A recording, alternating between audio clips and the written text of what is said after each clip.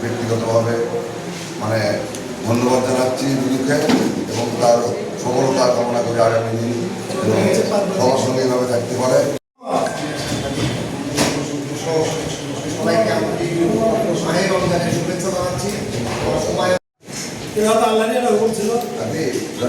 সভাপতি সেক্রেটারির সাথে পরামর্শ করে মঞ্জুরুল আফসালি আমি তাদের গৃহের কামনা করছি এবং এই সত্যের মতো কথা বলতে ন্যায় প্রতিষ্ঠা করতে এবং নিজেদেরকে আল্লাহ আমাদের